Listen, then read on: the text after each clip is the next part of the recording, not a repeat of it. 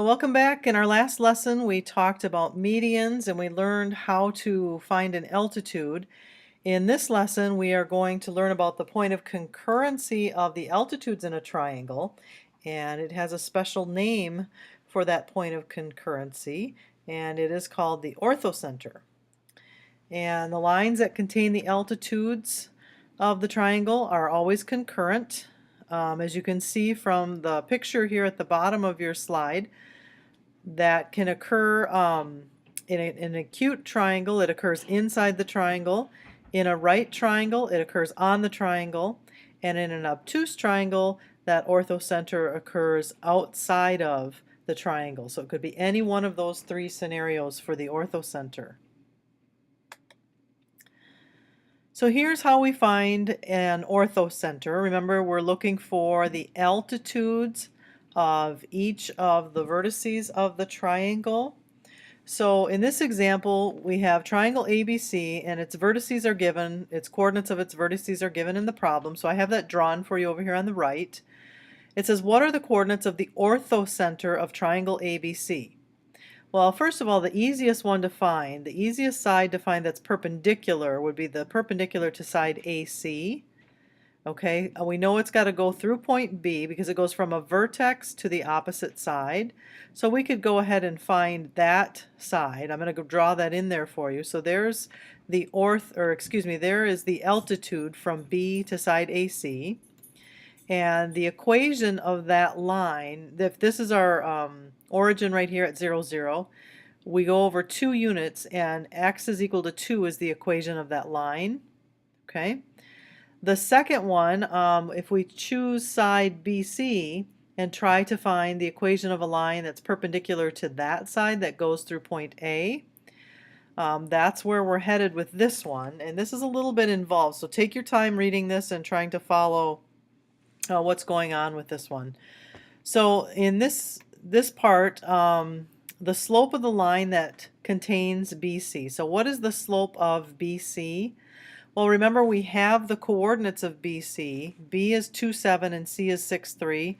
So right here is the slope. Remember, the slope is y2 minus y1 over x2 minus x1. It's the change in y over the change in x, the rise over the run.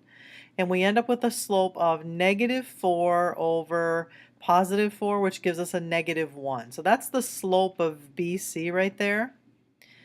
And so if we wanted to find the equation of the line that contains the altitude, it would be perpendicular to that. So we want the equation of a line perpendicular to this one. So it would have to have the opposite reciprocal slope. So the opposite would be a positive, and the reciprocal of 1 is 1. So the slope would have to be +1. And it also would have to contain point A.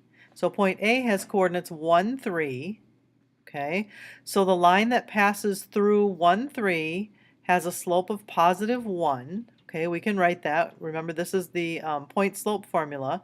So we're going to go y minus 3 is equal to m, or the slope, which is +1, x minus 1. So that's kind of a review of stuff that we've already done. And if you wanted to simplify that or put it in slope-intercept form, it would be y equals x plus 2. Well, I've also actually got that line in here for you. I went ahead and graphed that. And the intersection of those two lines would be the orthocenter. Okay? So if we wanted to find that algebraically, what we would do, we already have one line, x equals 2, and the other line equation is y equals x plus 2. Those two equations, and if we solve those, we could plug in 2 for x right here, and we'd get y equals 4. So that would give us the equation of the orthocenter should be 2, 4. Should be the coordinates of that orthocenter. And if you look on the diagram, that should make sense. If you go 2 to the right and up 4, 1, 2, 3, 4, and indeed that is where they cross. Here's one for you to try. I give you the points, the vertices D, E, and F. What are the coordinates of the orthocenter? You're looking for 2 altitudes and where they cross. Go ahead and try to do this one on your own, and I'll give you the solution when you come back.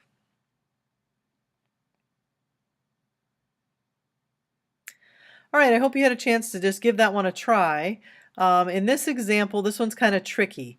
So if I wanted to find the altitude to side DF that goes through point E. Well, that actually turns out right here in the blue one to be this segment right here. That is the altitude to DF.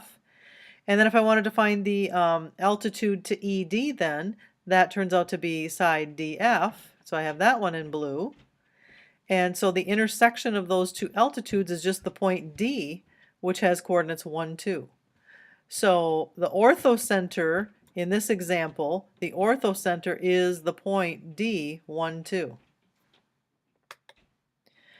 Here's a summary of what we've talked about so far in our recent lessons. So we have lots of different things going on. We've identified a lot of new terms.